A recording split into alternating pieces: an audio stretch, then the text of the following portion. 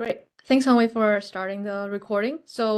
And thanks everyone for joining us for today's webinar. And we're happy to have our speaker, Professor Tianyu Zhang from University of Iowa. I will give the floor for later to Professor Hongwei Zhang for the introduction. Here, the slide we're showing here is just to give everybody high-level vision about what the YSI webinar series are and then why we're doing this for. So here, the mission for the of our YSI Center at Iowa State University, the first major one is to connect the unconnected while also advancing the frontiers of mission critical awareness research. And the second one is to democratize research, education, and also innovation platforms like ARA and ARA-OTIC as the examples. So for the YSI webinar series, the major reason why we're doing is that we would like to share insight from thought leaders in this field. And also then furthermore, we would like to build a community where we're trying to advance the research in wireless and examples including HRLC, spectrum, AI, all these topics that we're very excited for. So for anyone who would be interested in giving a webinar to us, to our community, feel free to contact the YSI or Professor Hongwei Zhang, who's our YSI Center Director.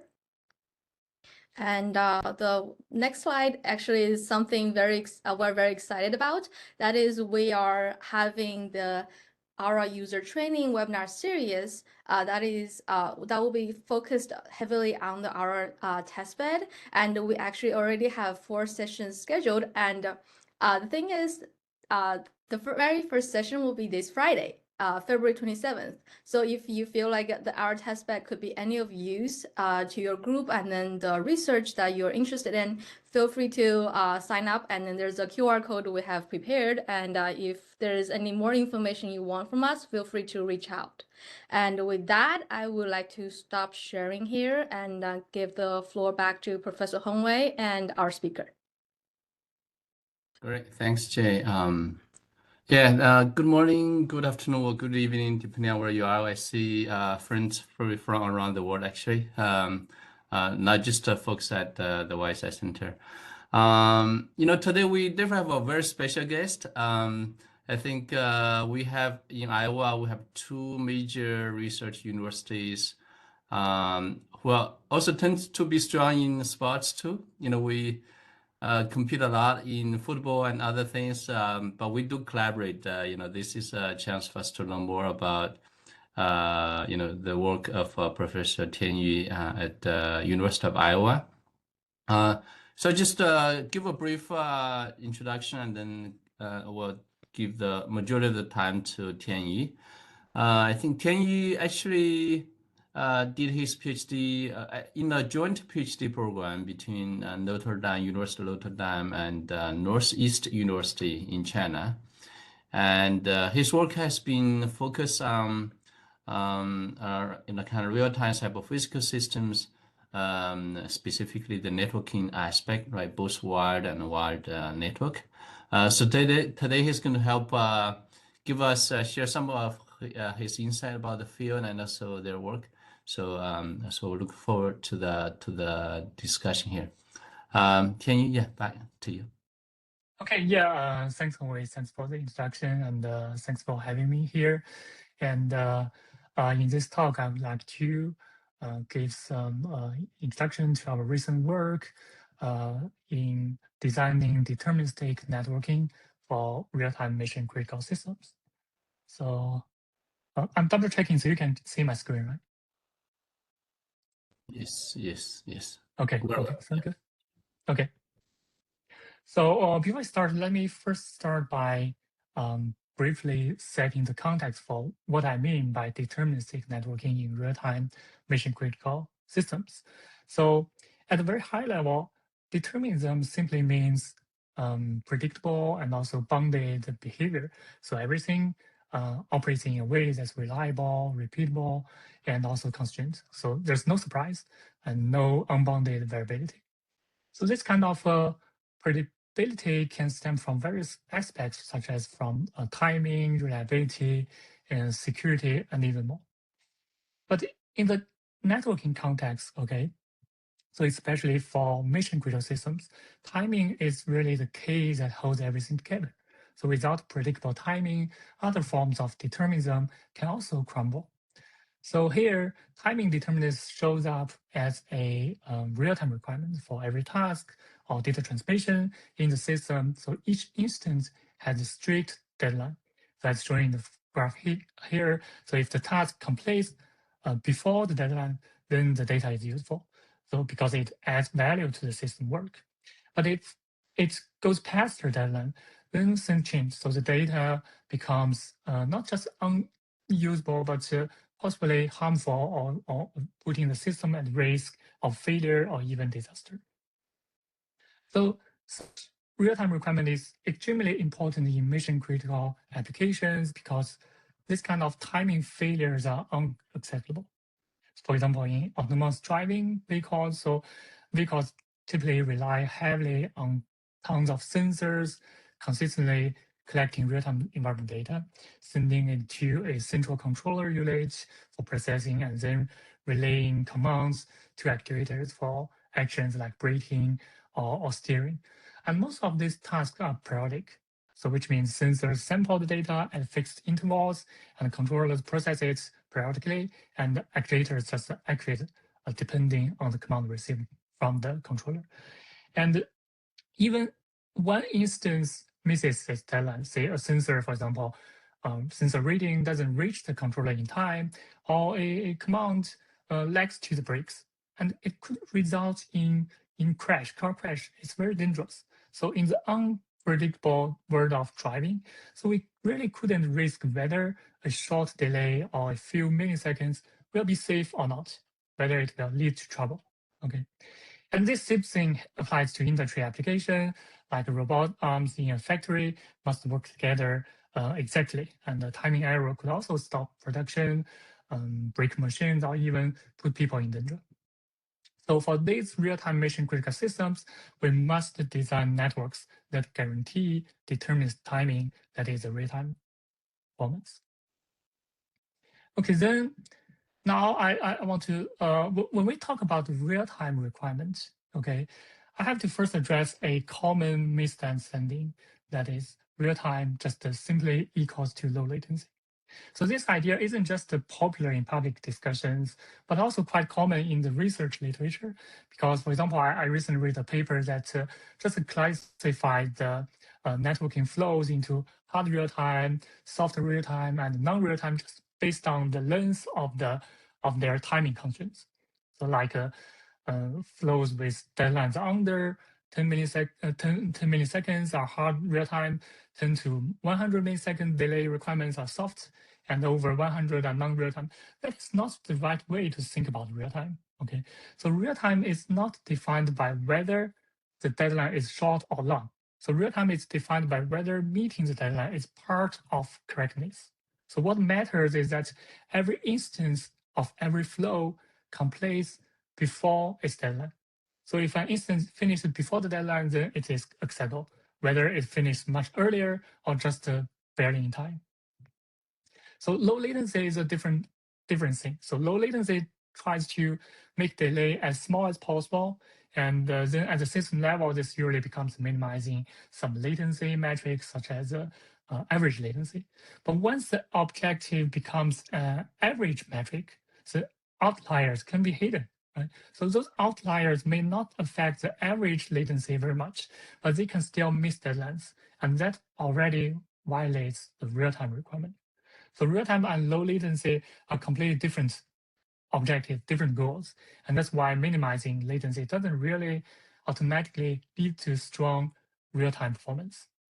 So this is exactly what we observed in our recent work. So we compared several scaling mechanisms in 5G radio access network, and this left figure shows the real-time performance comparison in terms of the scalability ratio, which is basically the fraction of generated flow sets for which all flows in the system can meet their deadlines. And the right figure shows the average latency of individual methods. So we can see that here the orange method, which is a sort of art, can really achieve ultra low latency, okay? And it outperforms all the others. But its real-time performance is dominated by this green method, which is our proposed framework that I'm going to talk about. And also on the right, we can also observe that the red and this light blue methods, they have very different average latencies. And the right one has much shorter latency compared to this light blue one, right? But on the left here, we see that their scalability performance is about the same, okay? Both are pretty low.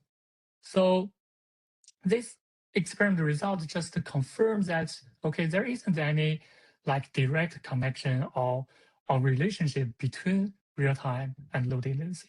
So they are just two totally separate optimization targets. Okay. And real-time requirements are critical for many mission or safety critical applications such as IoT and autonomous driving, aircraft control, process control, or even satellite communication and so on. So these applications have very strict timing demands on the tasks and flows running in the system. And these real-time requirements are often defined in detail by industry standards across different fields. For example, here we have the service requirements specified by 3GPP for cyber-physical applications in industry IoT scenarios. So in industry setting, there are various types of applications, and this table just captures one category, which is a periodic deterministic communication service requirements. So as you can see here, in a typical factory flow, we may have multiple use cases coexist, and each with different application flows that might share the same networking infrastructure. And these application flows have very diverse specifications. For example, the payload size range from a few bytes to hundreds of kilobytes, and also the number of devices needed for each application may also vary widely. But those applications, they all share a key feature that they are periodic, and also they come with real-time requirements defined by periods and also deadlines. So this means each flow generates data at regular intervals, and every instance of that data must be transmitted before the start of the next period. So this is an instance of the real-time requirement.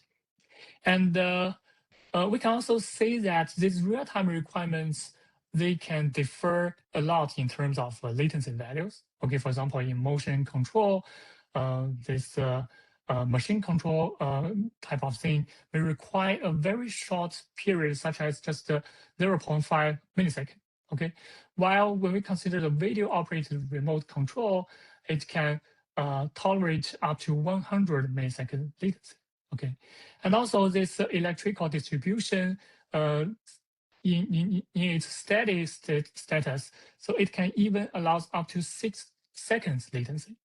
So this again shows that real-time applications do not necessarily require short latency. So the latency can be long, but every instance still must complete before its deadline. So this is a key of real-time requirements. And another important point in this table is reliability. Okay, so essentially, it's really in wireless communication, when we talk about reliability, we often think of like packet loss ratio. So, but actually another point that is often overlooked is that even if the link quality is good and the packets can be eventually developed, can be eventually transmitted to the destination successfully, if it is still not delivered before the deadline, then for deterministic communication, it is still not useful. So failing on timing can also reduce reliability. So this is something that can often be overlooked. Okay. So in mission critical applications like this, then our overall goal is to provide real-time performance guarantees for networked system enabling those applications. And in this course, I will introduce 2 recent lines of work under this broader goal. And these 2 works are complementary.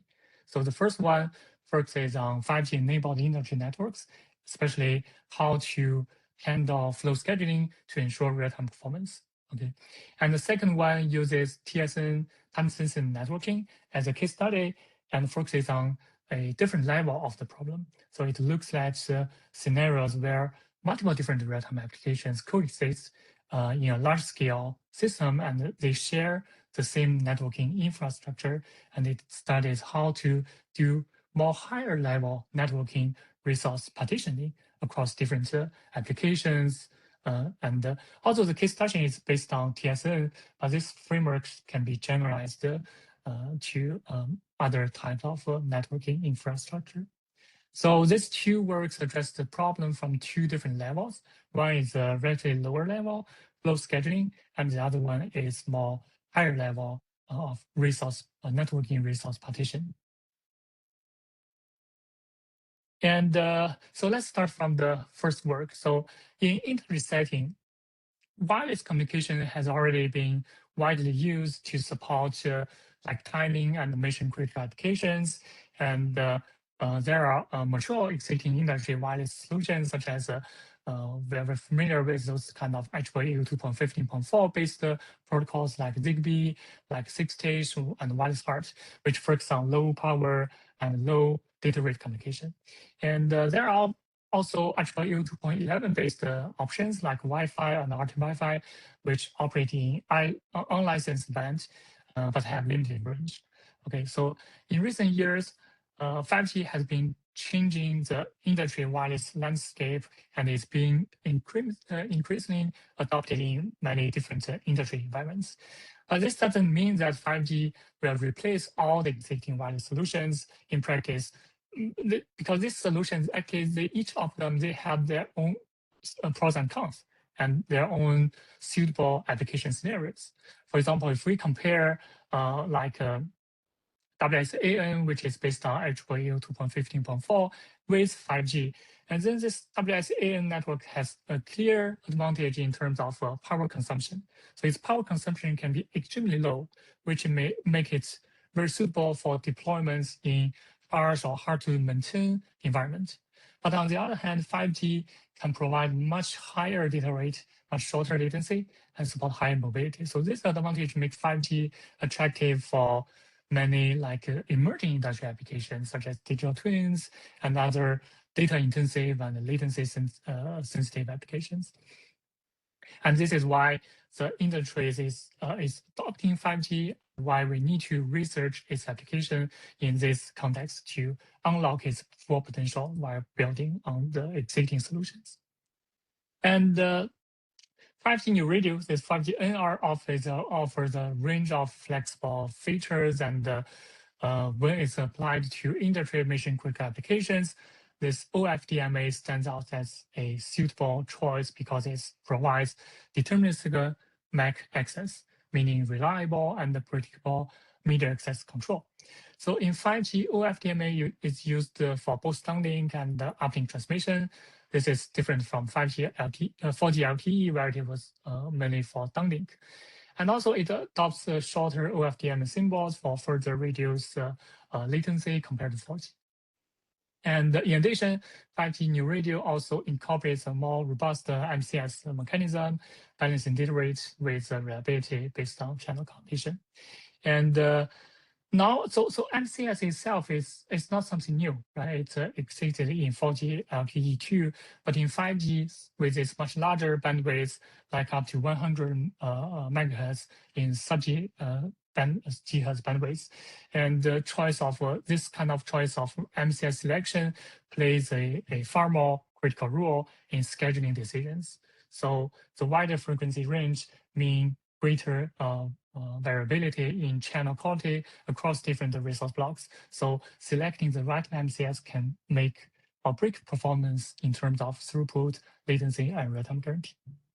So this motivates us to better understand how MCS selection can impact overall 5G network performance, especially in terms of scheduling. Okay, so a common intuition is that if we increase the MCS index, then the throughput should also increase because a higher MCS corresponds to higher channel quality, channel efficiency. But actually, it's not if we are able to configure the MCS selection during scheduling. So we built this very small scale OAI-based 5G radio access network testbed with just one base station, one GNOB, and one user, using 2 USRP devices.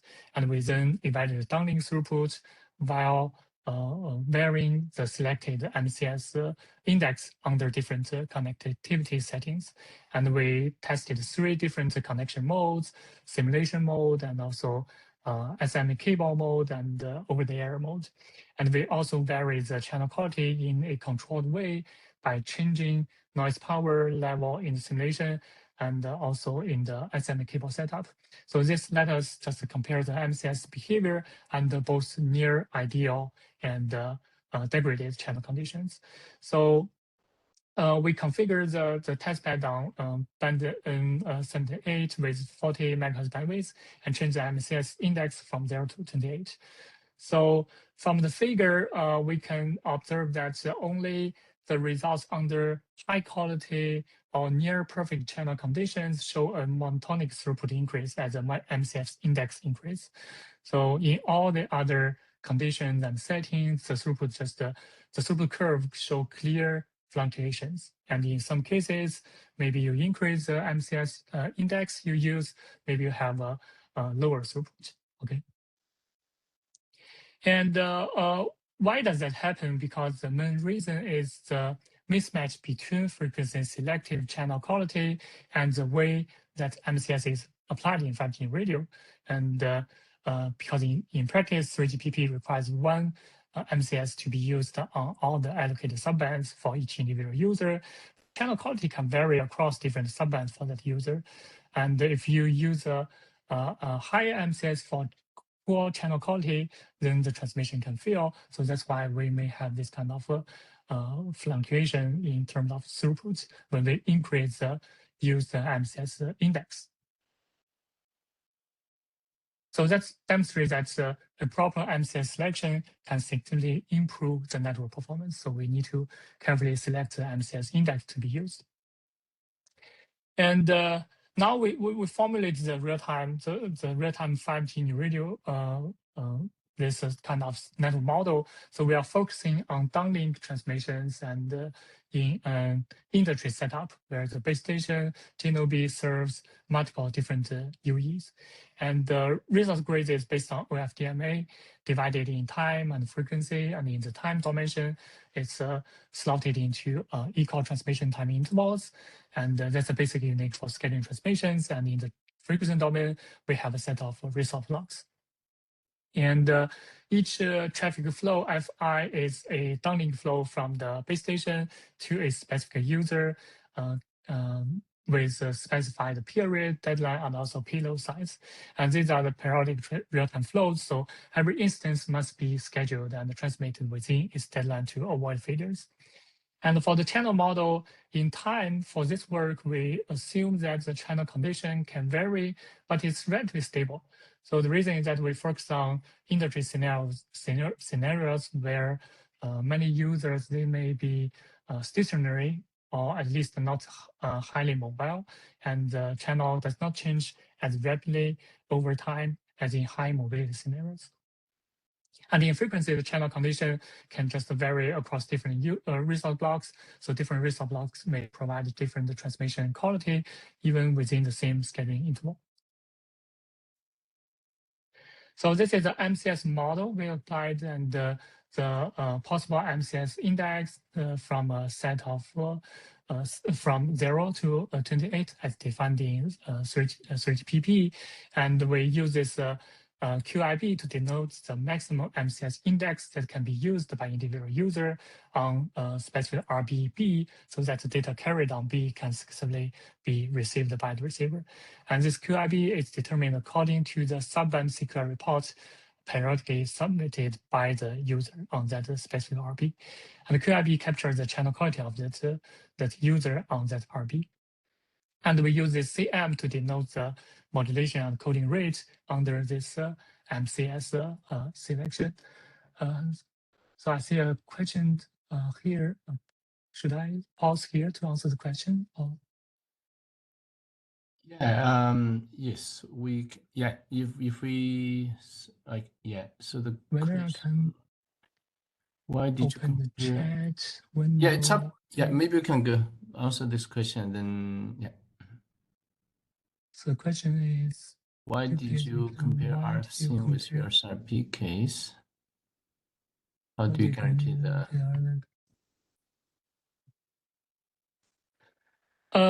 Yes. So for the first question, we really want to enhance the connection settings in this test bed. So we want to compare different connection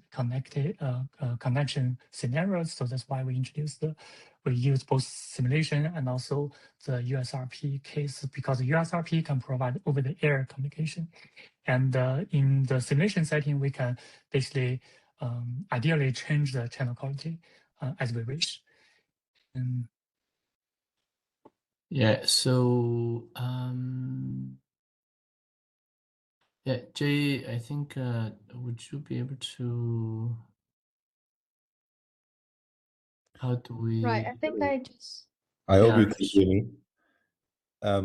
Thank you. This is Arash from Austria. Basically, thank you for the presentation. Just quickly before we move forward, like the main concern here is that like in RF, it is dependent on the machine that you are doing the test with, and B, yes. when you are changing the MCS over like these two type of scenarios, you cannot guarantee that every other parameters in the RF sim is the same, because RF sim is dependent on the channel model that you select. And like I am a little bit doubtful that does that make sense to compare a simulation scenario with an emulation scenario when you cannot guarantee that all other parameters are the same. Yes, that's a great question, and I totally understand your concern here. But what I want to clarify here is that we are not we didn't aim to compare the throughput performance between simulation and the USRP device setting. We just want to observe the throughput increase trends for each individual setting. Okay, that's the only thing we want to achieve from this set of experiments here. Yeah. Also, probably in this study, on this slide, timing is not a concern, right? It's really throughput. So in that case, the delay introduced in the real hardware, the variation probably do not probably impact the result as much. Okay. It's really the channel behavior that probably impact the throughput. Okay. And like the consideration is that if you increase the MCS, you can, like, what is the result over that? If you increase the MCS, you cannot guarantee that always throughput goes higher, or what? Yeah, if you increase the MCS selection, the index, you cannot always have the monotonically increasing throughput. So it all depends on your channel quality. And the way you allocate your resources, right? Yes, so this reveals that we need to select a proper MCS depending on the subband CQI report across the result blocks for individual user. We need to determine which result blocks should be allocated to that user and what the MCS index should be allocated to that user.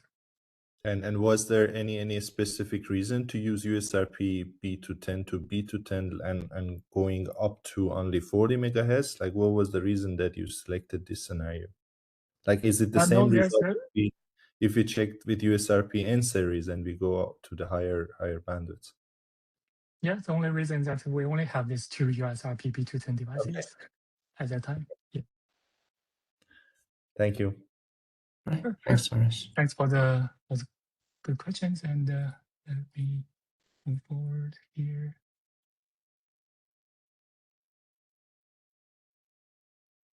And yeah, this is an MCS model that I just described. So with this described model, so we formulate the first real-time flow scheduling problem in industry 5G. And here a schedule for the system has to specify for each user in every TTI. So two main things. First, the set of result blocks allocated to the user, denoted as SIB, T, for each B in the available RBs. And second one is the select MCS index for that specific user. And based on this, the scheduling problem is that given the set of downlink users and the set of real-time flows, each with their periods, deadlines, and payloads, and the channel conditions for each user on every RBs for those CQI reports, and find the feasible schedule, if one exists, that ensures all packets released by the flows in this flow set can meet their deadlines. So that means every flow instance gets transmitted in time, no misses. So this turns out to be strong. This problem turns out to be strongly NP hard, and even if we don't consider the spatial domain resource allocation under the multi-user MIMO settings, and the solution space is extremely large because of all the potential combinations. So to tackle this complex scaling problem, we developed this channel condition aware framework called 5G TPS, so which generates schedules for all the flows while being smart about resource use. And the core idea is to apply the same resource block allocation to each flow across all its scheduled time slots when the channel condition is stable. So this reduces control overhead because individual resource block allocations across different slots would require multiple DCI messages. And if a resource block allocation is already satisfactory for all the flows in one time slot, then it's not necessary to adjust it in other time slots if the channel condition is stable. And we use a two-phase approach to reduce the solution space. And in phase one, we allocate this dedicated resource block allocation across all the slots to as many users as possible. And then in phase two, we allocate the resource blocks in any unused time slots to the remaining users. And finally, there's a schedule adjustment step to handle dynamic channel condition changes. For example, if a condition worsen on certain resource blocks, we can tweak the allocation for affected flows without rebuilding everything from scratch. And in phase one of our framework, we focus on resource block allocation, and there are two key questions to answer here. The first one is what makes a resource block allocation feasible and satisfactory for all the flows, and it comes down to ensuring the achievable data rates being larger than this CI divided by DI, where CI is the payload size and DI is the deadline, and this condition can guarantee that all the allocation can handle the flows data within the deadline across all the scheduled slots. And the second question is, how do we actually find such a feasible resource block allocation? So we started by determining a set of feasible resource block allocation candidates. And for each flow, there are potential sets of resource blocks that could work for that flow based on channel quality and requirements. And then we formulate a resource block allocation selection problem for each flow. We just select one specific resource block allocation from its candidate sets and making sure that the choice for all the flows are compatible without any conflict, meaning that the different users share the same resource block. That is not allowed. And as shown in the figure here, so this is entire bandwidth with all the RBs, and for each flow, we can generate several different RB allocation candidates. Okay, and for example, this flow we have 3 RB allocations candidates, and for this flow we have 2. And finally, we just select one from each candidate set for each individual flows, and making sure that they don't have any shared resource blocks. And to generate the candidate sets efficiently, so in phase one, our objective is to create a small set for each flow that includes only the most promising resource blocks allocations to reduce the searching space. And we consider 2 key factors in this. The first one is, since the resource blocks are shared by all the users, so the number of RBs allocated to one flow may affect what's left for the other flows. So we want to minimize that while still meeting the requirements. And second one is that achievable data rate for each flow determines if it can be scheduled at all. So to balance this, we introduce this definition, which is a highest data rate function, this beta Ix for each flow Fi, it defines the maximum data rate that this flow can achieve if X number of resource blocks are allocated to it. And the key idea behind this definition is that we want to allocate each user with a minimum number of resource blocks while satisfying its data rate requirement. And after we introduce this beta definition, we find that this function is composed of several linear functions here as shown in the figure, and we will utilize two insights to help us decide how many resource blocks to allocate to each user and the corresponding candidate sets. So the first insight is that when X increases and the beta X transfers to another linear function, and the MCS index to be used to achieve that beta X data rate can actually decrease.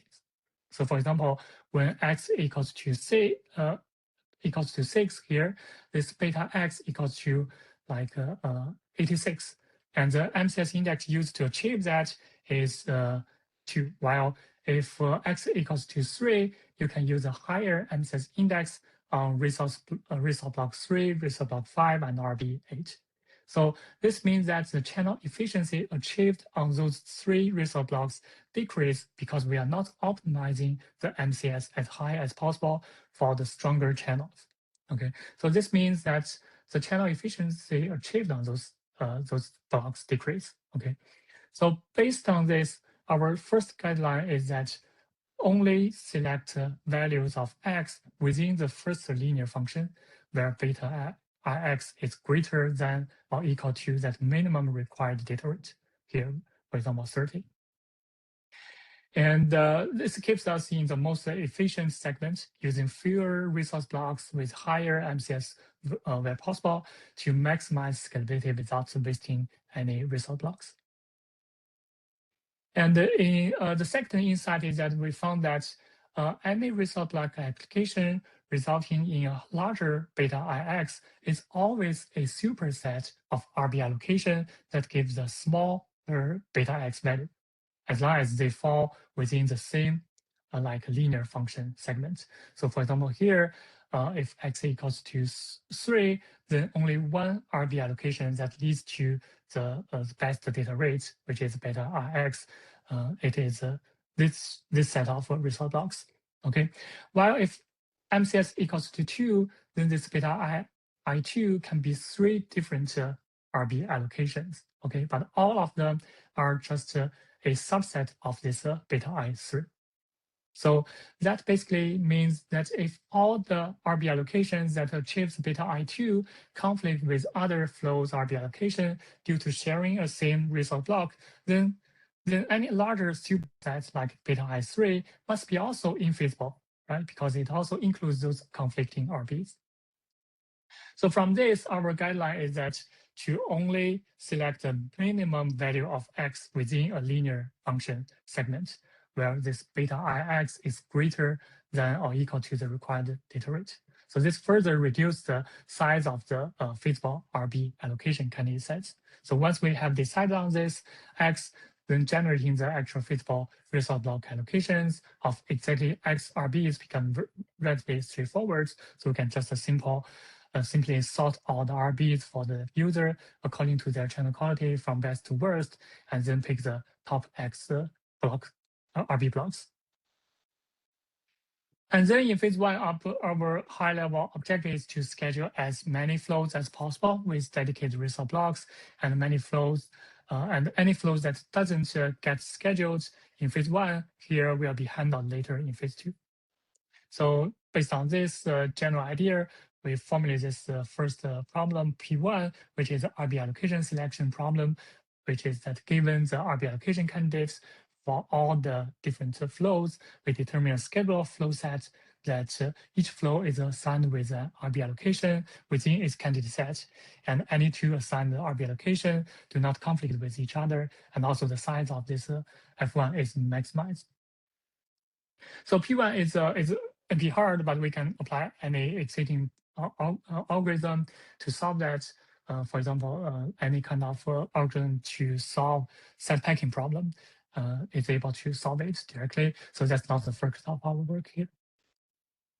And after the execution of phase 1, if all the users got a feasible resource block allocation, that's great. So that means that we already find a feasible schedule to satisfy the real-time requirement of all the flows in the set. Okay, but if not, then we still have some unscheduled flows, and in phase 2, we need to use those remaining RBs to schedule each unscheduled flow FG. So for more details, you can refer to the paper, but the high-level idea is that we need to first identify the remaining RBs within the hyperperiod that we are considering for constructing the schedule, and we identify the common RBs of all the packet instances of this flow, and we determine the feasible schedule based on that. Okay. And so far, we have already assumed that the channel conditions are relatively stable, but in real settings, that may be not true. So if sometimes we receive some updated information, updated channel content information from the user, we need to regenerate the schedule. Okay, and this kind of schedule updates or schedule regeneration may depend on specific cases. So here we may have 3 different cases here. So first one is that the original RB allocation can still meet the deadlines after the channel condition change. So in this case, we don't need to update the schedule. And the second case that we don't need to update the schedule, but we still need to allocate a new MCS index to individual user because the channel quality already changed. And the third case is that we still need to only adjusting the MCS index is not sufficient. So in this case, we still need to update the schedule. We just follow that phase 2 to utilize the remaining RBs to update the resource block allocation. So to evaluate our framework, we conducted extensive performance evaluations, all based on simulations rather than our test bed. So the first reason for that is that, as I mentioned, so at that time, we only had 2 USRB devices, and one for base station, another one for the user. So this can only form a single UE setup. So with just one user, there's no real need for scheduling. So as there's no computation for resources across different users. So that was around like end of 2022. So then we were wondering whether there's any like remotely accessible 5G testbed for us to be able to run multi-UE evaluations. So and then at that time we found the Powder platform. So I believe at that time this our ERA platform hadn't launched yet, but even with this Powder platform, another bigger issue was that the OAI codebase doesn't support this subband CQI reports, so it only handles wideband CQI.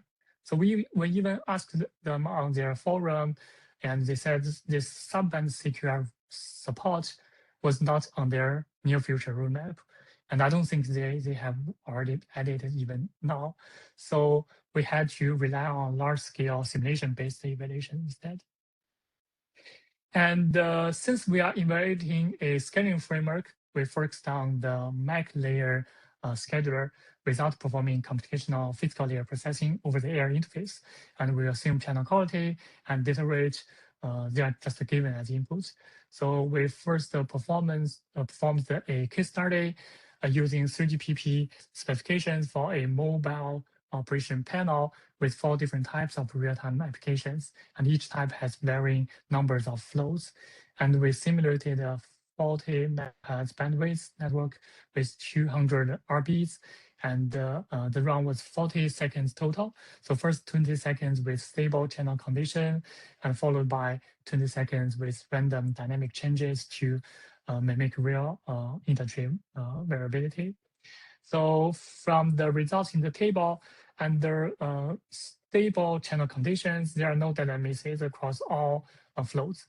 And the latency vary a lot, we can see that, but all instances just meet their deadlines. But in the dynamic phase, our schedule adjustments kicked in effectively. So For example, we can see that for the first flow, we see much larger latencies for its instances, but they still meet deadline because for this flow, the deadline is 4 milliseconds. Okay.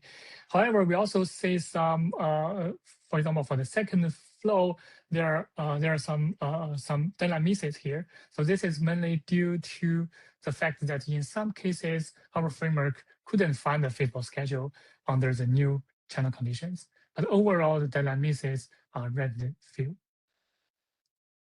And we also conducted extensive simulation study and using different metrics like scalability ratio, number of deadline misses, and also runtime. And we compared with optimal SMT solution and also built-in schedulers like RM and PF in the current OI base, and also other sort of works. And in small-scale networking, we set up 3 users with 8 RB blocks. And in large-scale networking setting, we set up 25 users with 50 resource blocks. And we see that in large-scale network setting, our scalability outperforms all the other methods, including the SMT, because it doesn't scale. And in dynamic channel setting, we randomly change the QIB for individual UE, and we observe some deadline misses. As I mentioned, if we cannot find the feasible schedule, then we still have deadline misses, but the number of deadline misses is very small. And our runtime evaluation also validates the effective of our and also efficiency of our proposed mechanism here.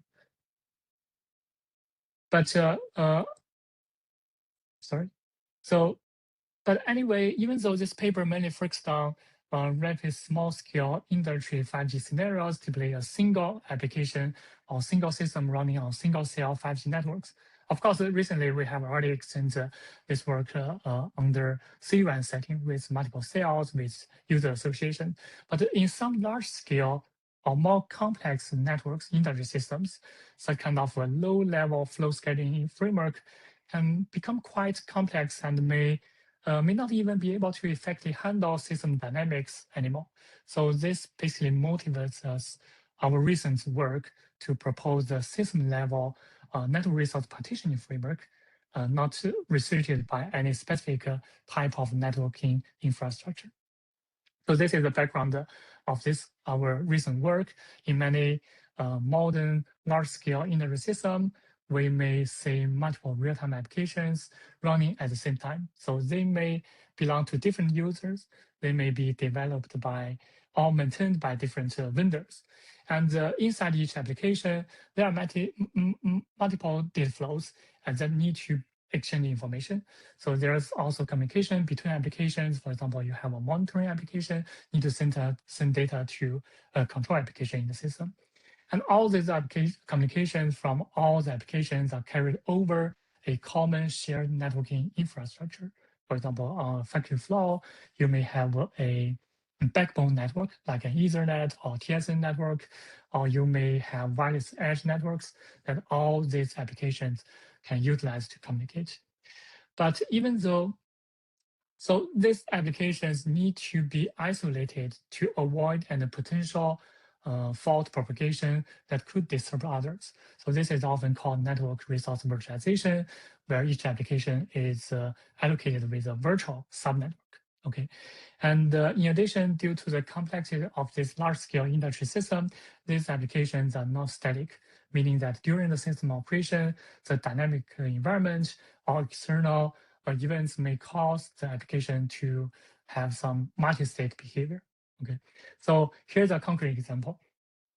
We consider the design of this actual terrestrial habitat system, which is led by the NASA-funded institute, REFI. So their mission is to develop technologies that enable the creation of resilient, autonomous habitat systems for deep space exploration. But apparently, you cannot perform everything directly in deep space, doing evaluations, validations, or verifications. So as a very critical step, they developed a modular virtual simulation testbed, which is called HabiSim.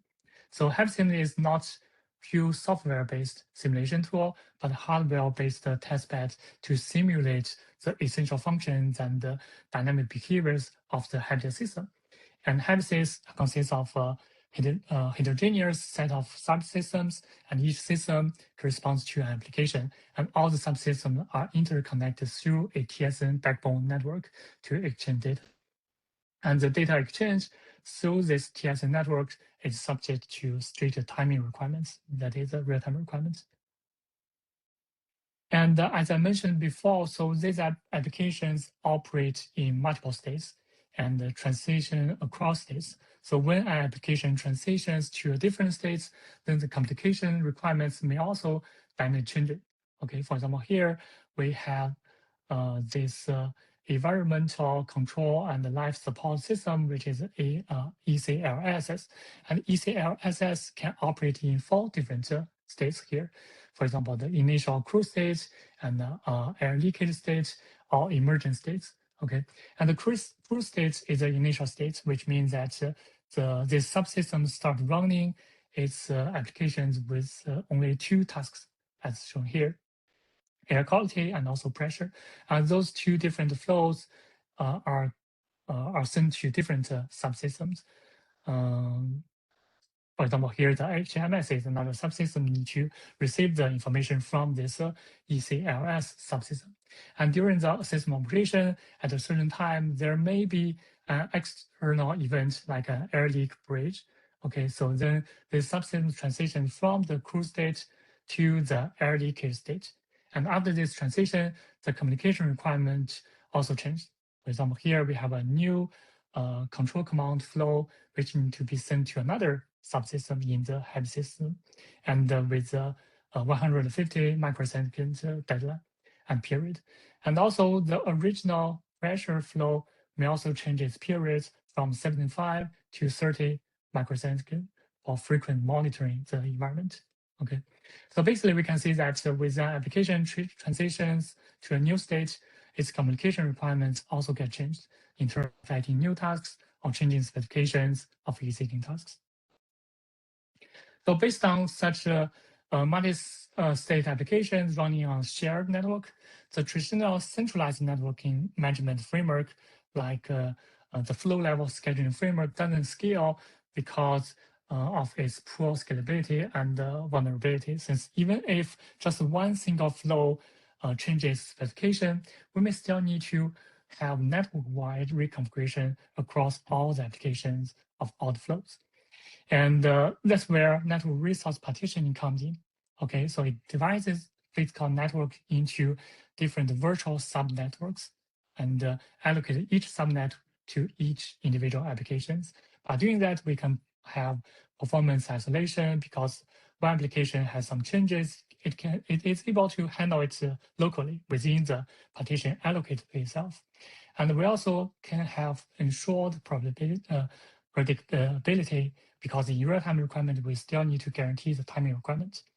And we have this kind of local management without the involvement of the centralized manager, because anytime if something happens, the local scheduler within each application can do the schedule update without asking for more resources from the centralized network manager.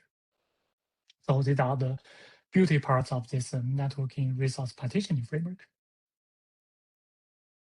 And however, even under this network resource partitioning framework, you couldn't expect that the network resources are sufficiently redundant. So online state transitions will still change the network resource requirements of individual applications, and therefore those kind of dynamic partition reconfiguration should be still enabled. But the key concern here is that dynamic partition reconfiguration is necessary, so we really need it, but it's not really preferred because of several reasons here. First of all, it's the computational overhead, because anytime if you change your schedule, if you change the partition allocation, you still need some time to recompute that. And also you need some time to propagate this updated information to all the applications in the system. Okay, and also that takes time, so that will introduce some timing overhead. And the other one is that in those mission critical or safety critical applications, we really need to verify the correctness of the system before we start to deploy the updated schedule or updated resource partition allocation. So that's why anytime you perform some reallocation or reconfiguration, you may need to re-verify the system correctness. Okay, and also even worse, we may introduce some temporary service interruption. Okay, during a certain amount of time, the system may not be able to operate, and that's really something that we don't want to happen. So then the high-level objective here is that we want to construct and adjust the partitions to meet those timing requirements of all the flows running in all applications across different states, while we want to minimize the need for reconfiguration to reduce the reconfiguration overhead. And this is the system model. We have a set of applications, each runs its own specified flows within each specific application state. And we use this Markov chain to specify the probability for each individual application transition from one state to another one. And based on this system model, we apply the two-level resource management framework that's because this framework, we want it to be generalized as much as possible. So we abstract the network resources as linked slot pairs. Okay, so in this case, we can extend the framework to specific networking infrastructure, for example, 5G or TSN or other types of networks. And in this two-level resource management framework, we have the high-level application level resource partitioning and also the lower level task level scheduling managed by the scheduler inside each application. And we also assume that the state feasibility under a specific partition can be determined by the scheduler running in each application after we have decided the partition allocated to that application.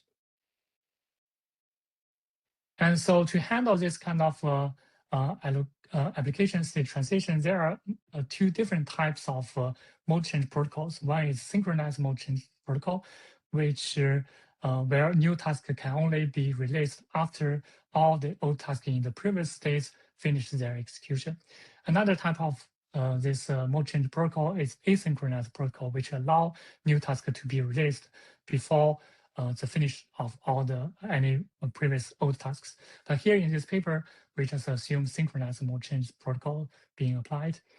And in many mission-critical applications, we often see resource over-provisioning to be able to provide performance guarantees. For example, in real-time system, we use the worst-case execution time, which is WSET, to capture the resource requirements of the individual tasks, even though we know that in many cases, this task may execute less time than the time specified by this WSET. Okay, but we still reserve the CPU time according to this WSET. So this is a common way that we do this kind of resource over provisioning in real-time system. But in such multi-state applications, those resource over provisioning is really not some good idea because it can lead to extremely low network resource utilization. Okay. So for example, this is the required network resources by this application. And because this application can operate in multiple different states, we need to specify the resource required by each state. Okay, some of the resources may share some common resources across different states, but some of them may don't. Okay. And but the issue is that every time each application can only operate in single one state, which means all the resources we reserve for this application in other states they stay unused, so they will be wasted and they will keep being idle. Okay, so this is not good. And another thing is that remember we have a lot of different applications in the system running together. Okay, so if we do this resource over provisioning for all the applications, this is something we may have. We may reserve a lot of unused resources for individual applications. All right, so this will lead to extremely low network resource utilization. So then the key idea here is that can we design a more flexible partitioning framework so that we can allocate, so we can allow the allocate partitions of different applications to overlap with each other, which can significantly reduce the waste of network resources. And the answer is yes. So as long as we ensure that the resource required by the current states of all the applications, they do not have any common resource shared. Okay, that's pretty safe. Okay, so it's at the allocation level, as long as there's no conflict at the usage level for the current states of individual application. So our goal is to dynamically partition resources across the current state of each application and incorporate their future state transition probabilities, and enabling efficient allocation of resources. Okay, so more specifically, we have two different objects here. The first one is to minimize the frequency of partition reconfiguration. Another one is that even though we have to perform reconfiguration, we want to minimize the involved application in any single reconfiguration to further reduce the reconfiguration overhead. And to do that, we propose this partition flexibility metric to be able to quantitatively evaluate whether a partition is really good in terms of satisfying the future state transitions for this application. So to achieve that, we propose this partition flex metric, which is based on this k-step successful probability, which captures the probability of individual application reaching another state, so which captures the likelihood of this application stay feasible after k success state transitions. And based on that, we propose this normalized discounted sum of k steps success probability metric as our partition flexibility metric. But note that if we only consider one single value for this k, okay, it may not be fair. So we introduce another two metrics, which is one is a capital K captures the maximum allowed k number of state transitions, and the other one is this beta, which is this is a discount factor borrowed from the idea of in the reinforcement learning area.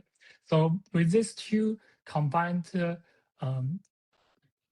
metric factors, we are able to flexible tune the value of this partition flexibility metric depending on the application requirements. Okay, if the application requires high success rate during initial few transitions, we can have a small k number and also the beta.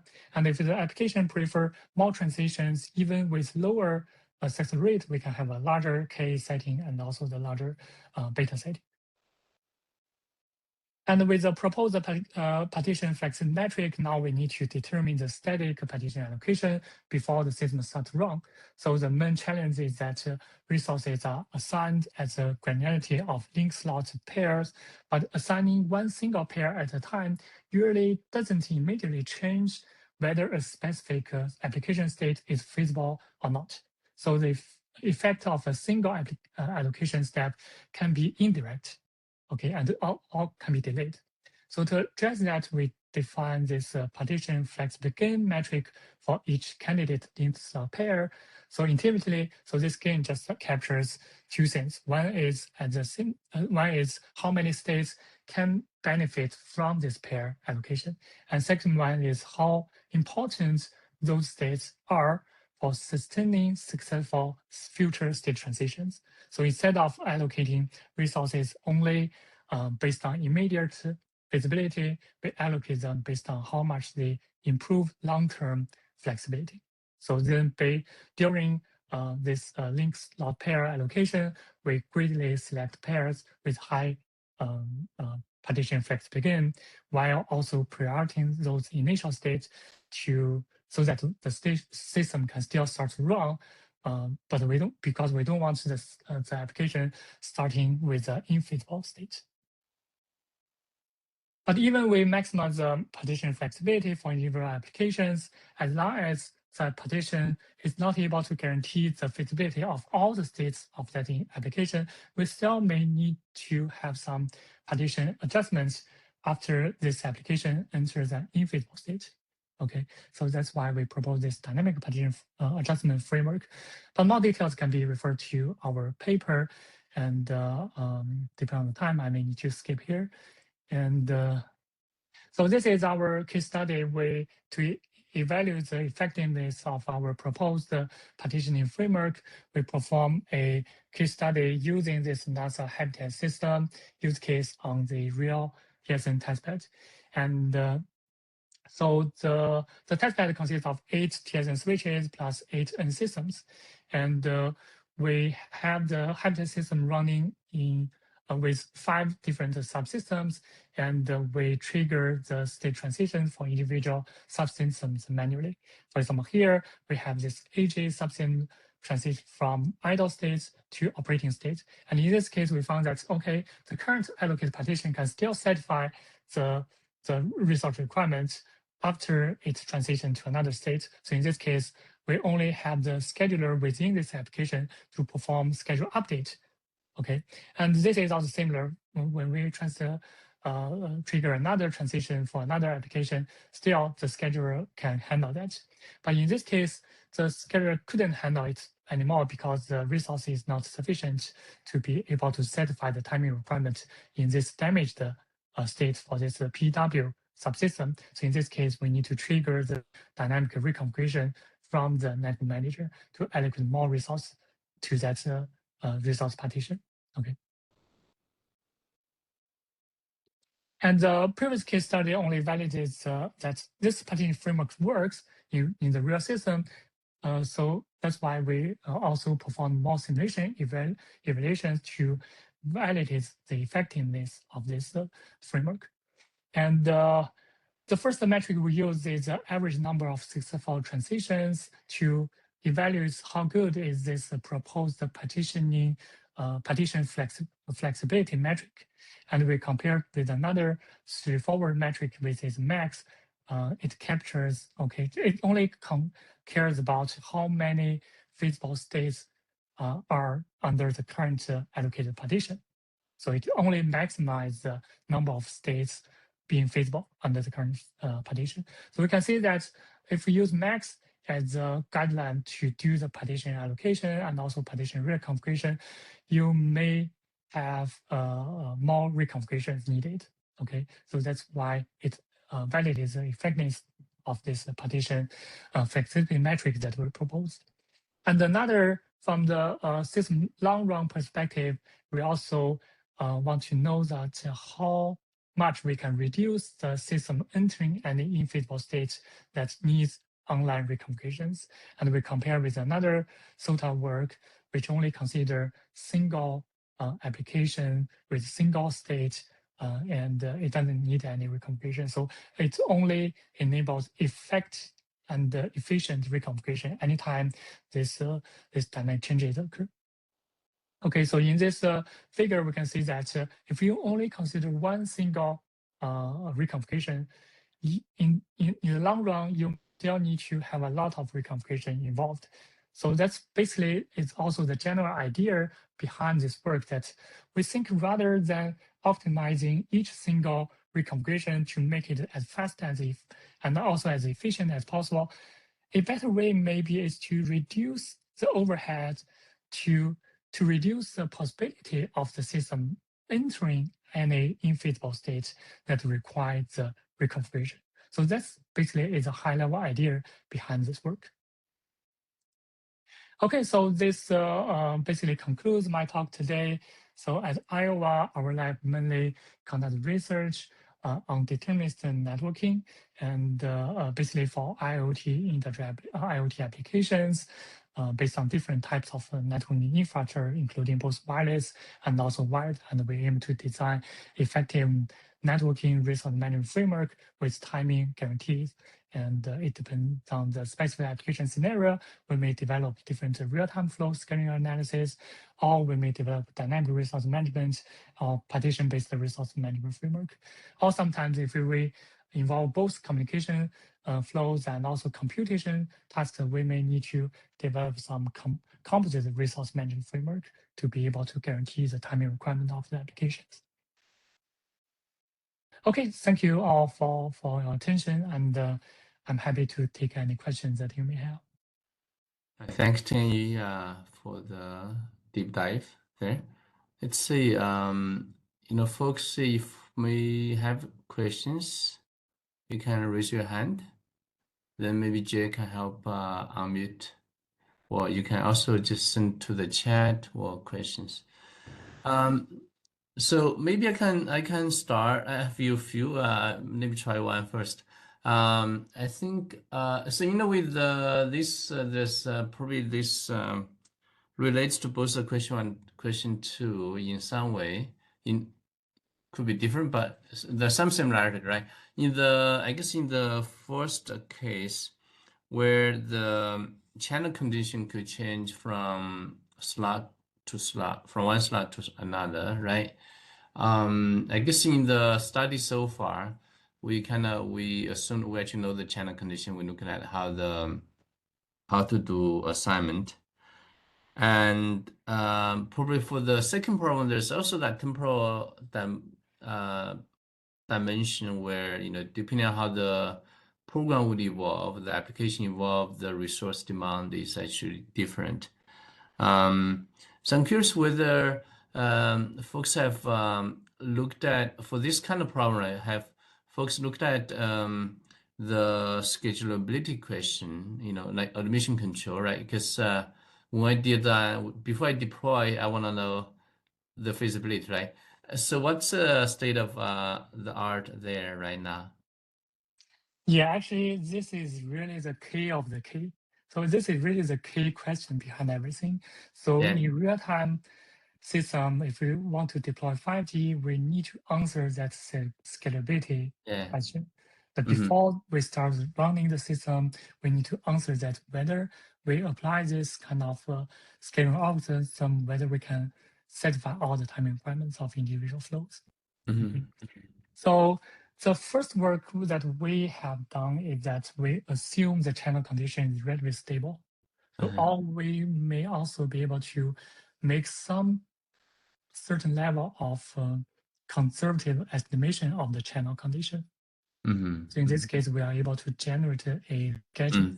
So this basically is essentially it's a schedule generation problem. And the easy part or the beauty part of this is that as long as you generate this feasible schedule, actually you already answer that question, right? If the schedule is feasible, then you can provide those kind of guarantee.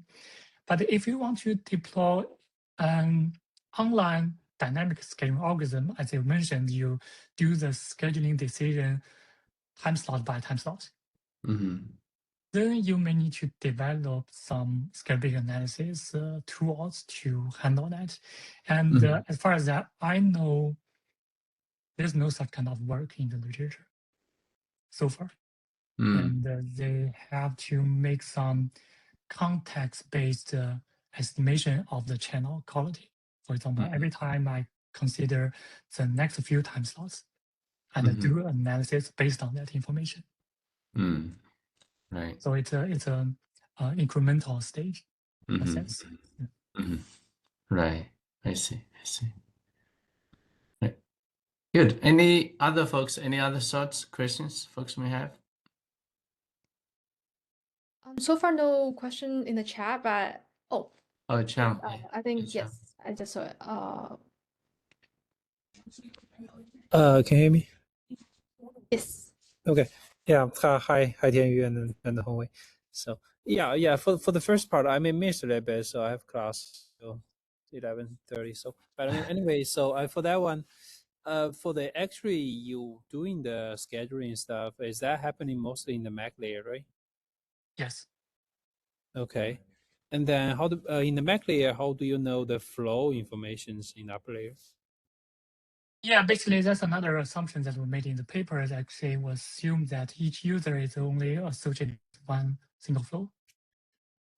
Okay, so basically we just different flows based on the PDU session across allocated to different users. Yeah. Okay. So single flows, and then you schedule kind of for now it's like you schedule user corresponding it, you are scheduling the flow. Yes. Okay, great. Yeah, that's a highly interesting problem that I need to consider in the future. So maybe we can talk about that later. Yeah. Yeah, sure, yeah. Okay, thanks. Oh, by the way, so we'll share the slides or recording and stuff. Yes, Yeah, I I think. will share the slides to Jie and Hongwei, and I think they will upload to somewhere. Yes, Yeah. recording and the slides will be available on the YSI website. Okay, great. Thanks. Yep. Talk to you later. Thanks. Okay. Thanks, Chang. Any other questions? So I have one more, maybe just out of curiosity, right? So for the first problem setting, where we look at the subband MCS adaptation, potentially slot level, right? I think that's usually how it's done, I guess, the subband. So were you able to kind of measure, like quantify, the impact, right, doing the subband based on certain kind of channel conditions, right? Certain environmental channel dynamics conditions. How much impact, basic channel selectivity, right? Like frequency selectivity. How much impact would it have about the actual throughput versus and real-time capacity, for example? Versus the simpler kind of the more probably the default solution that doesn't try to be so smart, right? Try to just do just use, they may just do temporal dimension, but do not do the band. So one reason I'm asking this question is I'm curious about if let's say if you want to push this to the deployment, right? So there's going to be overhead, probably some additional overhead introduced for just signaling, and then we want to show how how much you would get essentially by doing this more smarter solutions. Yeah, I think this is a great question. I think if I understand correctly, I think you are asking that whether we should select subband CQI with more smart MCS selection compared with the default like wideband CQI with automatically selective MCS in terms of throughput or real-time performance, right? And we didn't do those kind of experimental evaluation, but I guess it highly depends on the channel quality variation. Right, The right, channel quality variation varies a lot across the result blocks. Yeah. You may prefer to choose subband CQI and with Right. smart MCS selection. Yeah. Right. I guess that, okay, right. That could be one study item maybe for some of the students on the call using real world settings to measure the behavior. Yeah, do we know the current like what's happening there in the standards today? Do they already have built-in mechanisms to support the signaling for subband MCS adaptation today? Or Yeah, I think so. I think the standard has some specifications, if I remember correctly. okay, just But, it's not implementing the OAI. No, yeah. But implementing those standards into real code base is another story. Okay, but standards is there. It's just depending on the Yeah, the standard is there. Yeah. I see. That's cool. Good to know. All right. So maybe just one more last question if we have any. I know we kept folks here a little bit long today. I guess if not, then we'll stop here. It's good to see a lot of friends here and colleagues. Thanks for joining us. Yeah, if we'd love to hear from you folks too. Chang and other folks, Rash. If when you have some time, we'd love to hear your work too. Yeah. All right. Thank you. Take care. Thank you, Yeah, everyone. thank you. Bye. Thanks. Mhm.